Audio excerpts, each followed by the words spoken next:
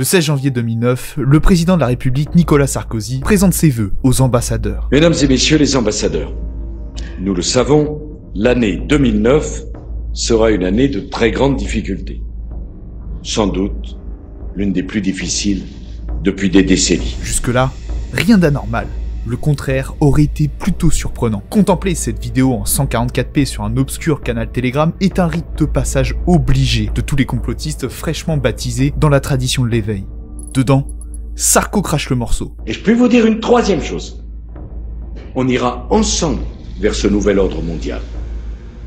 Et personne, je dis bien personne, ne pourra s'y opposer.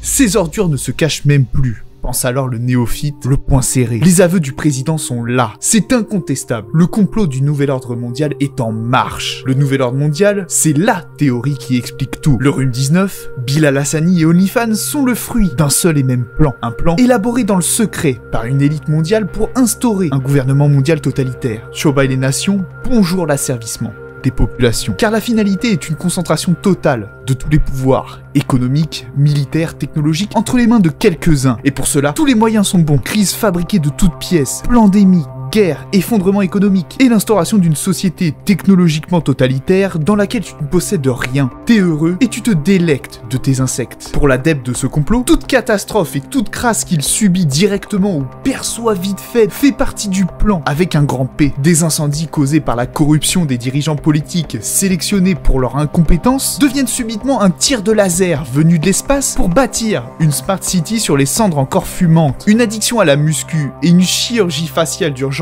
pratiquées pour sauver un visage ravagé après une grave affection dentaire sont la preuve irréfutable du transgenrisme gangrénant les élites et propagé jusque dans les écoles pour castrer nos enfants. Et puis Nasdaq, c'est le Mossad pour abrutir le goy comme si celui-ci en était incapable tout seul. Faut le savoir. Avec notre recul, tout ça paraît évidemment ridicule. Mais je caricature à peine. Ce genre de complot, on les voit passer tous les jours sur TikTok. Revenons donc aux bases et aux définitions, je vous prie.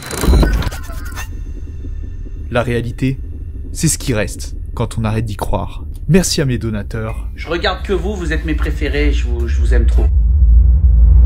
Un complot, c'est quand plusieurs personnes s'organisent en secret pour mener une action cachée, planifiée avec un objectif précis. Est-ce que des complots existent? Bien évidemment que oui. Mais pour en affirmer l'existence, encore faudrait-il avoir des preuves bien réelles et mettant en évidence directement le rôle précis de chacun, leurs agissements et leurs conséquences directes sur le déroulé des événements. La révolution des roses en Géorgie est, par exemple, prouvée, démontrée et attestée par les faits et les documents comme étant l'œuvre des États-Unis et de George Soros pour faire rentrer le pays dans la sphère occidentale. Le président déchu Edward Shevardnadze pouvait donc parler de complot pour désigner ce qui n'était qu'une offensive de plus de la part de l'Amérique pour étendre son hégémonie. De ce point de vue, le complot apparaît comme une attaque ciblée, programmée et coordonnée, mais va démontrer l'existence d'un complot mondial impliquant la synchronisation et l'obéissance totale de toutes les élites mondiales, qui sont elles, on va le voir, à un plan ficelé dans le moindre détail, interdisant toute place à l'erreur, à l'opposition et à l'égoïsme. Sauf que non. Les dynamiques de pouvoir, les tendances de fond qui façonnent notre époque et le comportement de chaque composante de l'élite ne tournent pas autour du nombril du complotiste, sous-estimant l'égoïsme de ces élites. Pour moi, le nouvel ordre mondial n'existe pas, du moins pas celui auquel les complotistes veulent croire. Il n'y a aucun plan mondial, suivi à la lettre depuis des siècles, pour mettre une puce dans le cerveau de tous les humains de la planète pour leur faire accepter de manger des insectes. Il n'y a pas de complot, ni de guerre secrète contre les peuples menée à grands coups de chemtrails, d'Apollo 11 ou de tours qui tombent toutes seules. À la place, il y a une élite qui, elle, existe bel et bien. Le professeur Eva Ezioni Halevi définit l'élite comme un groupe de personnes qui détiennent une part disproportionnée des ressources économiques, sociales et symboliques, et qui en les combinant exercent un pouvoir et une influence significatifs sur les processus sociopolitiques. En clair, une élite est un groupe qui, avec les moyens qu'elle a en main, influence consciemment ou pas la société et la politique, presque toujours dans son propre intérêt.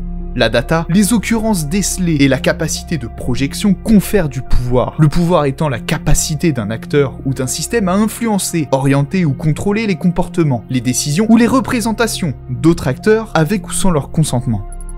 Au passage, le plus puissant des pouvoirs étant celui qui repose sur l'amour. L'individu veut être aimé, accepté et validé par les autres. Le contrat social est un chantage ou un échange selon le point de vue. Amour de la société contre conformité et consentement aux diktats qu'imposent ses dirigeants. Respecte les règles et les attentes pour garder l'amour de maman, au lieu de les respecter par coercition des torgnoles de papa qui nécessitent de se passer les joues à l'eau froide juste après. Vécu. 1984, que sont les baffes de papa sous stéroïdes, n'est pas la manière de faire de l'Occident, incarnation du bien hégémonique qui domine par l'échange, amour contre conformité. Le pouvoir le plus puissant est un pouvoir qui promet un futur, au lieu de le réprimer. Parenthèse fermée. Pour Jean Baudrillard, le pouvoir est une configuration virtuelle qui absorbe et métabolise à son profit n'importe quel élément. Le pouvoir de A est sa capacité à altérer B, avec le consentement et la complicité de ce dernier. Ce qu'on appelle la vie est un pouvoir, la capacité à altérer, à absorber et métaboliser de la matière comme de l'information pour faire tourner le corps, avec le consentement et l'implication des différents organes. Et comme tout est fractal, cela se transpose sur le pouvoir politique mondial,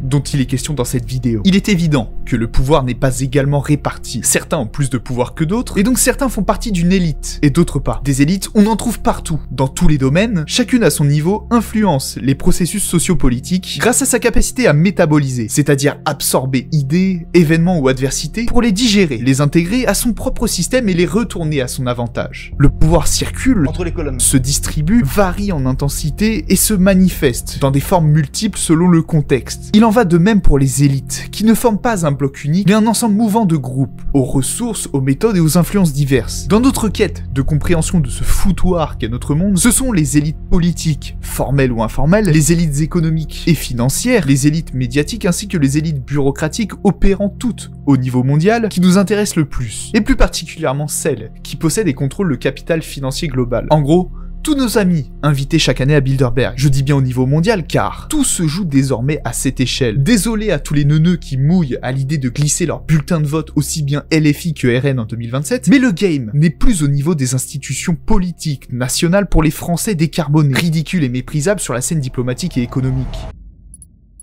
En déplorant le démantèlement de la nation, beaucoup invoquent le mondialisme, idéologie du nouvel ordre mondial comme coupable idéal, sans comprendre qu'il s'agit surtout d'une conséquence logique de la mondialisation, portée par l'innovation technologique qui a permis aux gens, à l'argent et aux idées de circuler plus librement et plus rapidement que jamais dans l'histoire humaine partout sur Terre. Et donc un essor des technologies de l'information, du libre-échange et l'émergence d'une élite transnationale, ne considérant plus les frontières. Bien évidemment, tout ceci n'est pas dû à la magie du Saint-Esprit. Il y a des gens qui ont œuvré parallèlement à la mondialisation pour l'orienter et la façonner selon leur vision et intérêts particuliers. Il y a un cheminement historique et dialectique des tensions entre vision et intérêt qui ont façonné notre monde, parallèlement à la tendance de fond au vecteur mondialisation. La thèse du complot mondial fournit une explication toute trouvée pour les petites gens cherchant à s'expliquer leur malheur et à offrir des opportunités économiques aux écrivains et youtubeurs démagos. La réalité est un peu plus complexe et je ne dis pas ça pour qu'on se branle tous ensemble sur le pourquoi du comment du dérivé de f' de x d'un grain de sable. Non. Ce qu'on cherche à savoir, c'est comment les élites transnationales ou mondiales, appelez ça comme vous voulez, s'organisent, s'articulent et exercent leur pouvoir concrètement. Et c'est parce que nous nous attellerons à l'ensemble de l'architecture du monde que nous trouverons les marges de manœuvre qui nous permettront de trouver les équilibres, les compromis et les accords.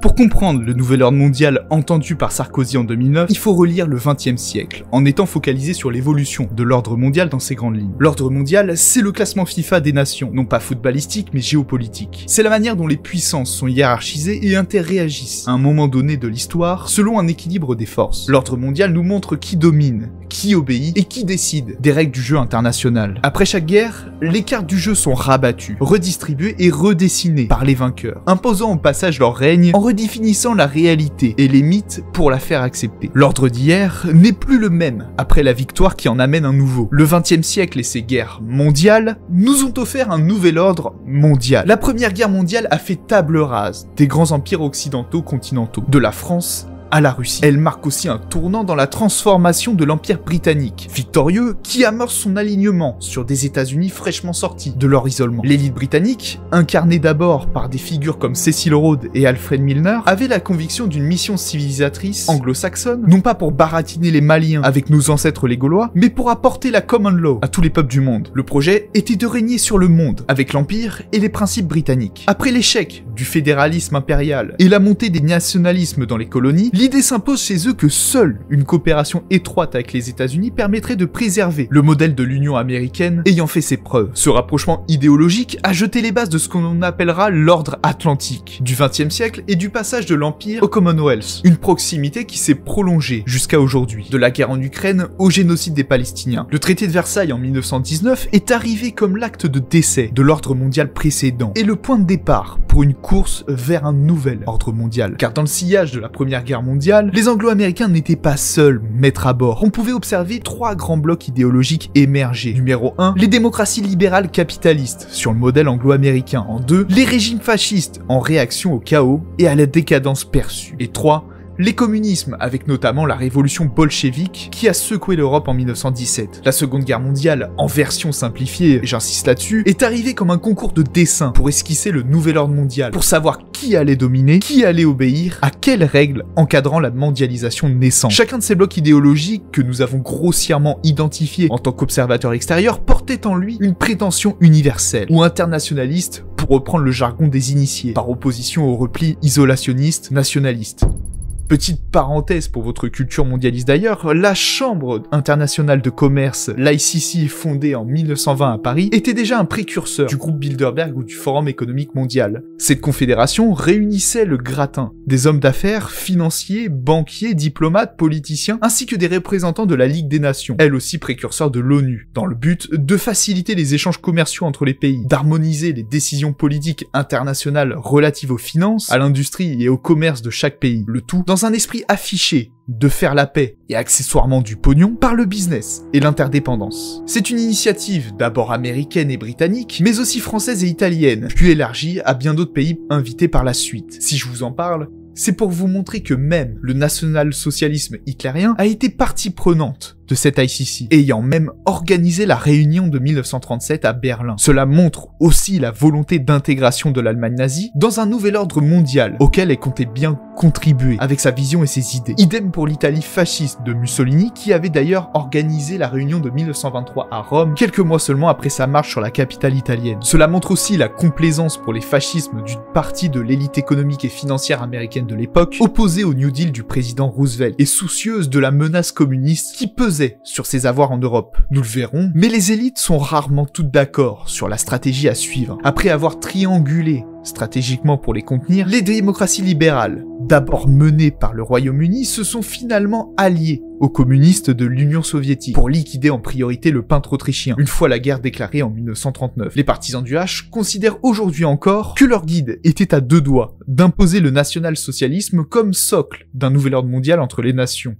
La guerre froide est arrivée comme le second tour pour désigner le Michel-Ange qui peindra le plafond du nouvel ordre mondial. Pour l'écrivain Giuseppe Antonio Borges, cette guerre-là était un conflit sur la nature de la justice sur laquelle serait basée la nécessité d'un gouvernement mondial. En somme, qui façonnera la nouvelle réalité mondiale. De chaque côté, Américains et Soviétiques ont redéfini la réalité et produit une nouvelle mythologie, comme il est de coutume chez les vainqueurs, avec une portée mondiale. En plus, les deux candidats toujours en course se sont partagés une partie du monde, et se sont attelés à bâtir leur système politique, économique, militaire, culturel et juridique, au lieu de repartir immédiatement en guerre, après avoir versé déjà beaucoup de sang. À l'ouest, on a jeté les bases d'une nouvelle réalité, une fondation faite de normes dont chaque pays a le devoir d'intégrer, et surtout de sanctuariser. Démocratie, droits de l'homme, mais aussi et surtout économie de marché et libre-échange deviennent alors les nouveaux critères de respectabilité internationale. Le tout extrêmement bien emballé et marketé avec un soft power irrésistible pour obtenir non seulement le consentement, souvent arraché aussi, mais aussi pour faire saliver les peuples du monde entier. Hollywood, la musique et le sport ont forgé une culture post-nationale, participant à l'unification des masses acquise au bloc de l'Ouest. Il y a eu un travail d'unification des élites, dont Bilderberg et le World Economic Forum sont des émanations parmi tant d'autres, qui servent à réunir une élite dispersée. Nous allons le voir plus tard. À l'Est, pareil. On élargit le modèle aux pays conquis, on bâtit une mythologie révolutionnaire pour donner et non pas vendre le paradis socialiste aux damnés de cette terre. Je ne vais pas m'étaler sur le bloc de l'Est pour rester dans notre sujet. Ce bloc a fait prout, et ses dignitaires se sont convertis un à un à l'économie de marché, ont embrassé à degrés variables le modèle occidental, et les récalcitrants et les cancres de la démocratie se sont mangés de toute manière une révolution colorée, au goût de rappel à la loi du nouveau gendarme du monde. Habemus ordinem novum mundi aurait pu alors s'exclamer le président George Bush dans un discours historique devant le Congrès le 11 septembre 1990. Quelle date symbolique, presque prophétique pour annoncer une rupture et proclamer l'avènement d'un nouvel ordre mondial. Alors que le bloc de l'Est s'effondre, que l'URSS se désintègre, Bush se présente en gendarme du monde face au Congrès et fait le point sur la guerre du Golfe lancée le 2 août 1990 contre l'Irak de Saddam Hussein. La guerre froide a pris fin sur une victoire totale des démocraties libérales et capitalistes. Et c'est l'heure pour Bush d'inaugurer le nouvel ordre mondial. The crisis in the Persian Gulf, as grave as it is, also offers a rare opportunity to move toward an historic period of cooperation. Out of these troubled times, our fifth objective, a new world order, can emerge, a new era, freer from the threat of terror, stronger in the pursuit of justice, and more secure in the quest for peace. Quand il parlait de nouvel ordre mondial, il promettait essentiellement le néolibéralisme à toute la planète pour asseoir la domination américaine. Économie de marché, libre-échange, démocratie libérale et droits de l'homme pour tout le monde. Tout ce que le bloc atlantique, les anglo-américains et leurs vassaux ont bâti pendant 45 ans. America and the world must defend common vital interests, and we will. America and the world must support the rule of law. And we will. America and the world must stand up to aggression, and we will. In the pursuit of these goals, America will not be intimidated. Nous sommes sur un discours de victoire. Les États-Unis, aux idées héritées de l'élite atlantique, sont au sommet du monde. Je dis États-Unis car cette entité est la plus grande manifestation de la victoire, d'une nouvelle réalité. Une réalité façonnée par une économie de marché mondiale, libérale, démocratique et juridiquement liée par l'état de droit. Les US ne sont plus simplement une puissance dominante. Pour Baudrillard, une domination implique une stratégie pour prendre en compte le négatif et les conflits qui se dressent contre elle par antagonisme. Sauf que là, les États-Unis et leur système se sont retrouvés hégémoniques. Le mal hitlérien ayant été éradiqué et la peste rouge disparue, le bien n'a plus besoin du mal pour exister. Baudrillard, toujours lui, disait en substance que le bien hégémonique tend tout simplement à liquider tout antagonisme, en les tenant pour nuls, excentriques et résiduels, une manière non plus d'oppression et d'aliénation, mais d'excommunication de tout ce qui ne rentre pas dans cette sphère de l'échange et de la performance intégrale. N'ose jamais te prononcer contre la démocratie ou les droits de l'homme, ni même imaginer autre chose que cette réalité. Tu te retrouves, par la configuration de ton environnement, dans une impasse. Comme dit la citation, il est plus facile d'imaginer la fin du monde que la fin du capitalisme. On n'échappe pas à la réalité qui s'est construite autour de nous. D'où ma position de comprendre les règles du jeu, d'identifier les opportunités, elles existent, et de saigner chaque brèche, dans la plus grande paix et le plus grand amour à tout instant, au lieu de mendier auprès du bon Dieu pour un réveil collectif libérateur, quelle que soit sa couleur politique. Cette vidéo n'est pas un acte de résistance, mais de truanderie du système. Peu importe d'ailleurs, on perd jusqu'à l'imagination de ce qui pourrait s'y opposer. Inertie qui illustre avec violence la situation politique actuelle. Si donc il existe des forces antagonistes à cette puissance mondiale, on ne peut douter qu'il en existe. Oui, mais justement, où sont-elles? Elles ne sont plus à proprement parler des forces d'opposition, elles ne sont plus dans un face-à-face conflictuel, contradictoire, elles se font paradoxales, parataxiques, parallèles, asymétriques. C'est ce que décrivait Francis Fukuyama dans son livre La fin de l'histoire et le dernier homme, qui ne signifie pas la disparition des guerres et un monde bisounours, mais l'absence d'émergence d'une réalité collective alternative à la démocratie libérale. Les clivages politiques nationaux sont insignifiants et la prétendue puissance du Sud global et de la multipolarité sont entièrement compatibles avec le bien hégémonique en réalité. Le nouvel ordre mondial, c'est la victoire du bien,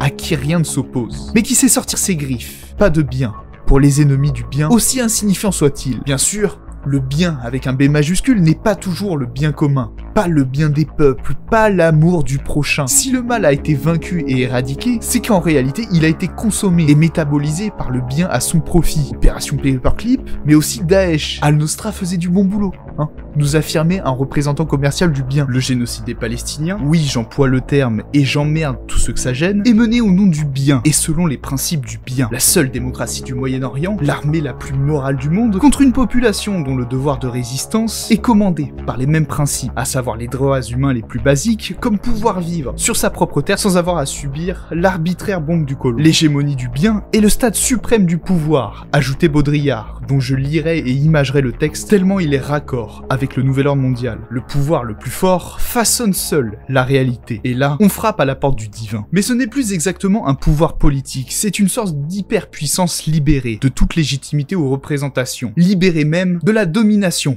et du pouvoir, une forme de suprématie.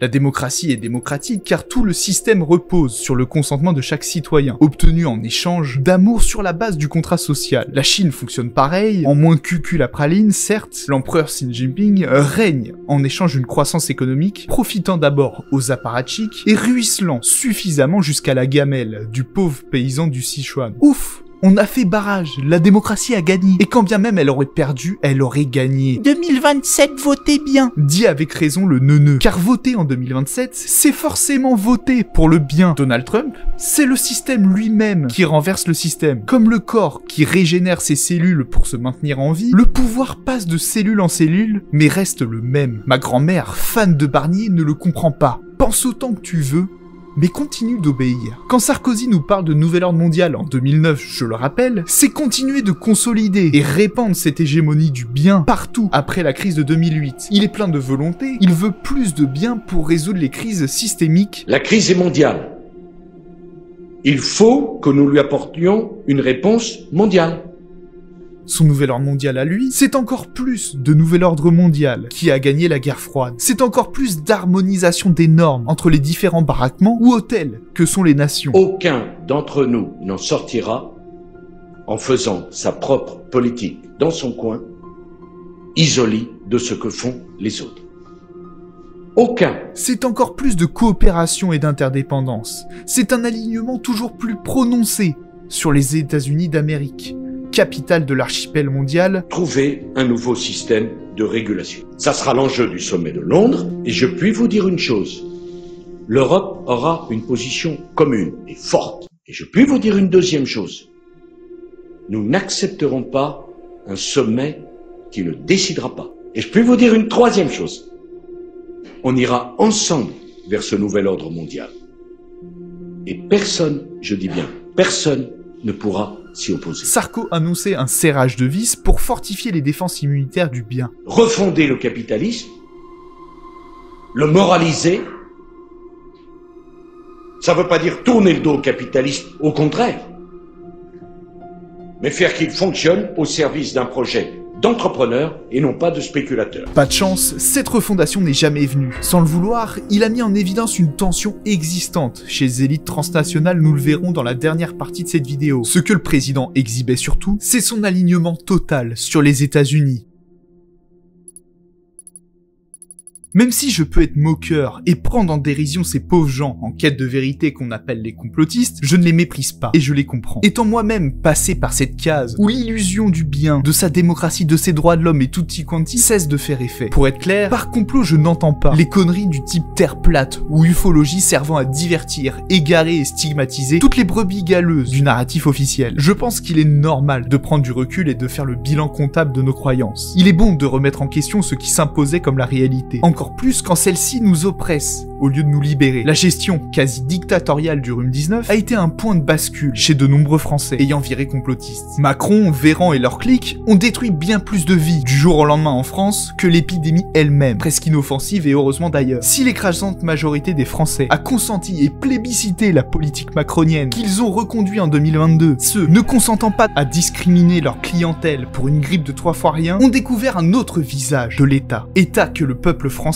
prend pour son dieu. Les Français ont un rapport religieux et fanatique à l'autorité étatique qu'ils prennent pour source d'une infinie abondance en lieu et place de Dieu lui-même, comme en Israël d'ailleurs, où le projet sioniste a consisté à remplacer le Dieu d'Israël par l'État d'Israël. L'État est le grand architecte de l'univers désormais. L'État est l'arche de Noé qu'on fait aller à tribord ou à bâbord, selon l'humeur des passagers. Le même électrochoc peut avoir lieu avec tellement d'autres événements comme le génocide des Palestiniens ou toute guerre à la con sous couvert du bien pour servir les intérêts particuliers de quelques-uns. Et ces quelques-uns, soit on cherche à comprendre en profondeur qui sont-ils, pourquoi et comment agissent-ils, soit on reste dans l'illusion que tout est normal, soit on continue de croire que chaque décision politique est démocratique, est rationnelle, sert nos intérêts et respecte bien sûr nos droits de naissance les plus sacrés. La corruption n'existe pas, et tous ceux qui soulèvent la question sont d'irresponsables imbéciles. Le bien ne peut que bien faire. Beaucoup de questions acculent alors le français dont le consentement vacille face à la violence de l'État apparemment légitime. Qui traverse sa tête? Beaucoup de chercheurs renommés comme amateurs dans toutes les filières cherchent et apportent leurs éléments de réponse dans des papiers, dans des livres, des documentaires basés sur des recherches, des preuves matérielles et un gros travail de pensée. Mais il y a aussi des groupes marginaux, prétendument déjà réveillés, déjà débranchés de la matrice, qui arrivent avec un nouveau narratif, une nouvelle liturgie qui expliquerait tout,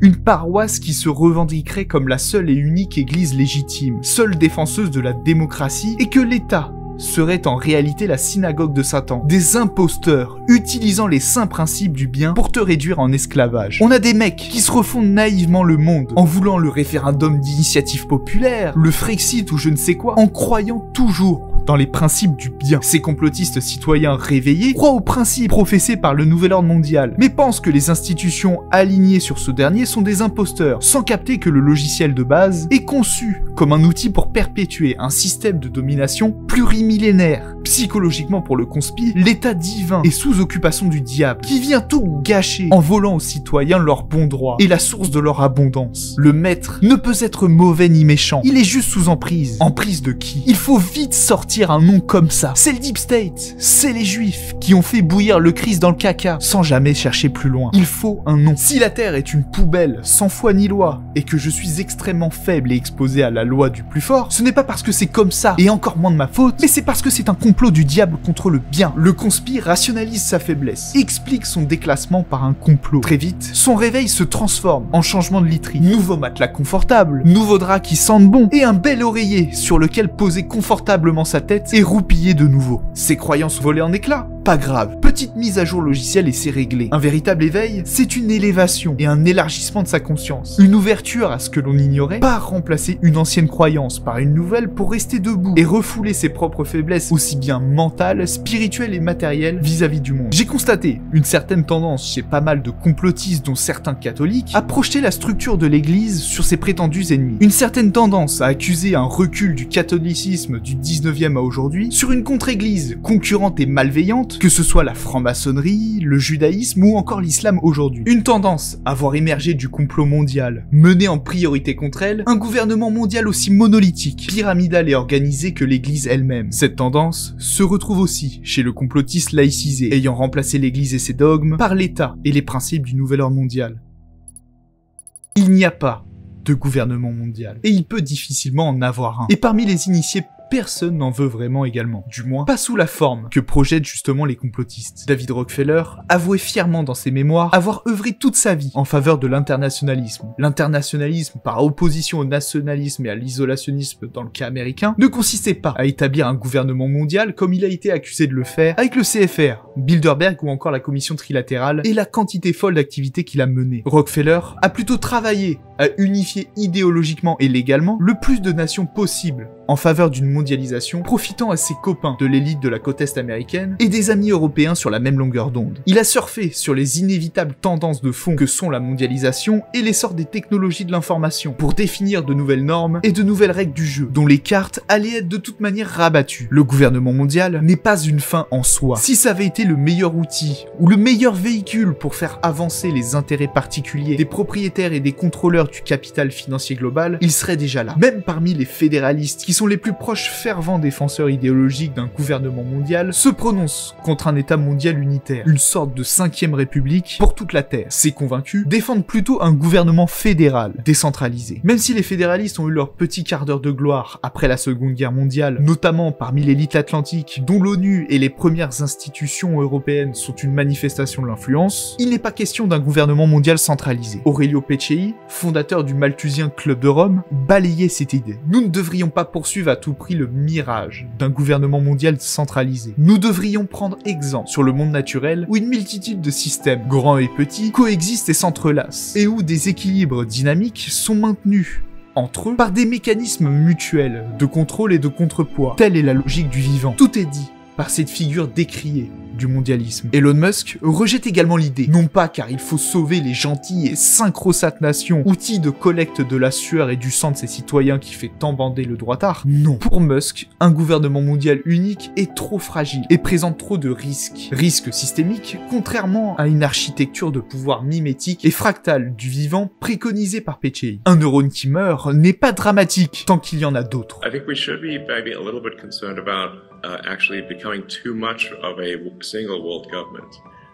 If I may say that we want to avoid creating a civilizational risk by having, frankly, this may sound a little odd, too much cooperation between governments. So I think we want to be a little bit cautious about being too much of a single civilization, because if we are too much of a single civilization, then the whole thing may collapse. Créer un gouvernement mondial centralisant le pouvoir reviendrait donc à créer un géant au pied d'argile. Un petit rhume le mettrait en danger de mort. Et il serait de toute manière en contradiction avec la structure des élites transnationales actuellement assez résiliente. L'élite transnationale, je le rappelle, n'est pas une secte, réunie autour d'une doctrine mondialiste. Ce sont des individus disséminés dans le monde, disposant d'un accès privilégié à l'information, et de la capacité de penser et d'agir à l'échelle globale. Leur pouvoir, reposant sur le contrôle d'une part disproportionnée des ressources, et la nature de ces ressources étant diverse, tout étant énergie, et l'énergie se retrouvant dans tout, cela fait beaucoup de ressources et de sources de pouvoir différentes. Il n'y a donc pas une élite, mais des élites, au pluriel, structurées autour d'intérêts convergents ou concurrents, mais toutes opérant à un niveau où le gueux n'a pas voix au chapitre. Pour bien visualiser cette réalité, il faut penser en termes biologiques, comme Aurelio Pécei. Comprendre le nouvel ordre mondial comme un corps humain, un corps qui échange librement comme il respire et qui offre tracie comme il défèque. Ce corps constitue la réalité de chaque organe, représentant un secteur d'activité. Nous sommes tous des opérateurs de ce corps. Nous obéissons à lui, selon ces principes qui sont indissociables de notre réalité depuis la victoire du bien et la métamorphose du monde selon ces principes. Dans chaque organe, il y a des cellules plus puissantes et plus importantes que sont les élites, chacune d'elles opérant dans son domaine avec ses compétences, pour ses intérêts particuliers et selon ses connexions. Chacun agit de façon plus ou moins intelligente, s'adapte, parfois profite, mais toutes travaillent ensemble pour que le corps, c'est-à-dire le système global, le nouvel ordre mondial, le bien, survive et domine. Toute cellule finit par mourir et finit toujours par être remplacée. Avec le nouvel ordre mondial, nous avons l'hégémonie d'un système de valeurs. Et plus que ça, d'une réalité dont il est impensable de questionner. Mais paradoxalement, personne ne détient vraiment le monopole du pouvoir. L'élite transnationale est un groupe décentralisé, diversifié et disparate, mais capable de concentrer ponctuellement richesse et pouvoir. Elle prospère en se regroupant, en partageant l'information et en se coordonnant pour mener à bien n'importe quel projet à sa portée, conformément à une convergence d'intérêts particuliers. La raison d'être du World Economic Forum, du groupe Bilderberg, mais aussi du club Le Siècle en France, servent d'abord à regrouper des élites disparates, à les faire échanger et pourquoi pas aboutir à quelque chose. Parce qu'il y a la prétention de suivre un agenda mondial et la réalité du terrain, où les intérêts particuliers prennent le dessus sur les belles idéologies justifiant le prix d'entrée à Davos. Mon point n'est pas de dire qu'il n'y a pas de complot et que tout va bien dans le meilleur des mondes. Je ne me pose pas en défenseur du système. Je propose simplement une autre lecture. Il y a des complots qui sont bel et bien réels, car prouver et démontrer c'est évident. Et il y en a d'autres qui sont tout simplement des illusions, entretenues pour compenser les désillusions. Bien évidemment, ce n'est pas bisounours. La réalité, c'est une salope quand elle te mord les fesses, tu vois ce que je veux dire? Quand le bien parle de démocratie, il entend surtout règne des élites, avec le consentement non éclairé, mais consentement quand même, des peuples. Peuples qui, on ne va pas se mentir, valident et réclament leur servitude, tant que la laisse n'est pas trop serrée. Mon but est de mettre en évidence un corps, à savoir le nouvel ordre mondial, et d'en comprendre les organes, ses fonctionnements, ses processus.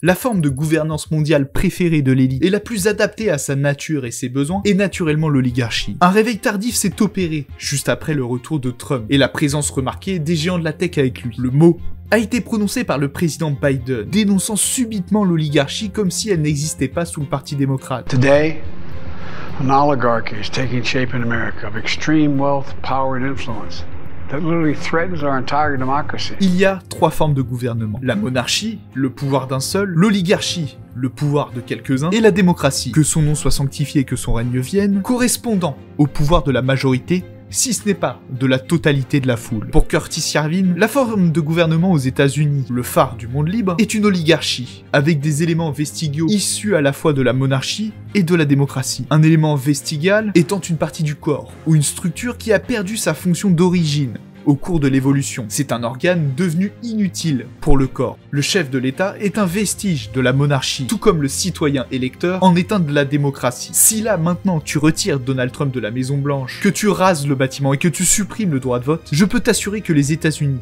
continuent de tourner comme si de rien n'était, bombardant le Yémen ici et se goinfrant du sang ukrainien là-bas. C'est tout de même rassurant, car le commandement de la première puissance mondiale n'est pas affecté ni par la connerie de son peuple, ni par les cacas nerveux de son chef. Un Biden gâteux n'a été un problème que pour le parti démocrate et ses électeurs en pleurs. En France, tu retires Macron et les gilets jaunes, je peux t'assurer que les milliards de recettes fiscales de Madame Michu continuent d'affluer pour le plus grand bonheur des familles rentières, des créanciers et des investisseurs étrangers. Le pouvoir n'est jamais plus efficace et puissant que quand celui-ci est concentré dans les mains d'une minorité homogène. Le truc, c'est que s'il est trop concentré, par exemple dans les mains d'un monarque, tu lui coupes la tête et plus de monarque pour exercer son pouvoir sur toi. Si au contraire le pouvoir est trop dilué, c'est comme un sirop, on n'en ressent plus le goût. Il n'y a plus de réel pouvoir d'envergure pour parvenir à faire quoi que ce soit. Le pouvoir revient à la foule, qui comme Gustave Le Bon et tant d'autres l'ont expliqué, ne produit rien de substantiel par elle-même. Va construire un truc si chaque pecno y va de son avis. Le paradoxe et le défi de l'élite transnationale, comme de tout entrepreneur ou individu, est de réussir à concentrer pouvoir, ressources et personnes pour créer quelque chose, alors que tout tend à s'individualiser et à se décentraliser. L'élite passe de l'état liquide à solide avec fluidité selon le besoin. Elle prospère entre ordre et chaos, elle concentre et verticalise en prenant garde à rester antifragile, à ne pas se péter la gueule avec une tour de Babel. Mais pris individuellement, chaque membre de l'élite peut aussi agir de son propre chef avec audace et empocher ou encaisser un échec terrible. Le cas du Rhume 19 est un parfait exemple de la concentration et de la synchronisation de multiples élites voulant bien plus se goinfrer ou du moins ne pas subir de pertes plutôt que d'exécuter un plan fignolé dans les moindres détails sur plusieurs décennies.